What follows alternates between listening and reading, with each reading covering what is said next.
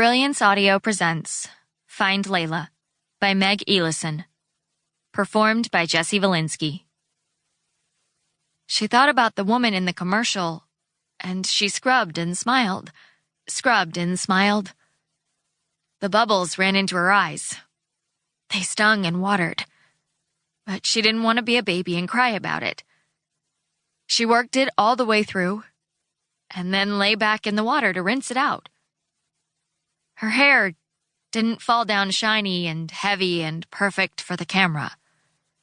The soap stripped all the dirt and oil out of it. The bathwater turned gray under the layer of gasoline rainbow soap bubbles. The lysis reaction was successful. Her curly mess of hair was now dry as a broomstick and locked tighter than ever. But at least it was clean. She was a pretty stupid little girl, and she'd been expecting this to work better. The experiment did not produce the anticipated results, but she didn't call it a failure. She observed that the process was difficult and would be hard to replicate. She picked up the knife next. It was a heavy-handled kitchen knife, actually meant for cutting the bones out of pieces of meat. It was sharp, and she at least knew enough to point it away from herself. Holding her first fat knot at the ends, she took a deep breath, closed her eyes tight, and stabbed into the middle, pulling downward to cut it into smaller knots. She did it again and again, trying to get closer to her scalp. This wasn't science. This part was just work. The first knot was exhausting. She had cut it into 6 finger-sized pieces, and her arms ached from holding them up and working through each chunk. Her eyes stung. The knife ripped through her hair with a sound like sawing meat. She didn't care. She got through the first and started on the next one. When she had sliced up her knots as much as she dared, and managed somehow not to cut herself, she put the knife down and got the brush. She tried to start at the top of her head and brush down, but even she could see that would never work. She switched and started at the bottom, pulling out an inch at a time, working up to the scalp.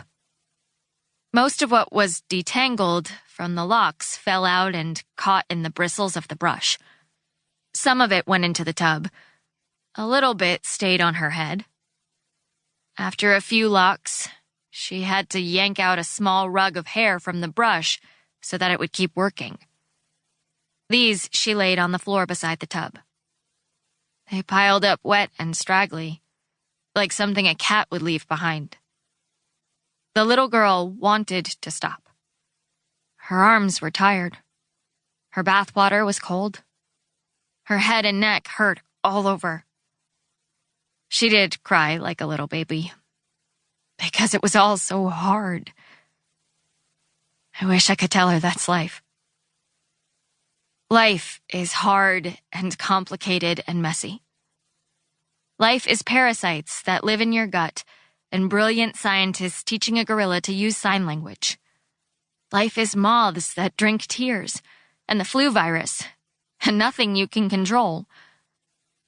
Life is sometimes using a knife to comb your hair, because absolutely nothing else works, and life always finds a way through. I want to tell her what I always tell myself now. That's life. It cheers me up and it calms me down. It reminds me to focus on what I can do, rather than what I can't. That's life. Even back then, she understood.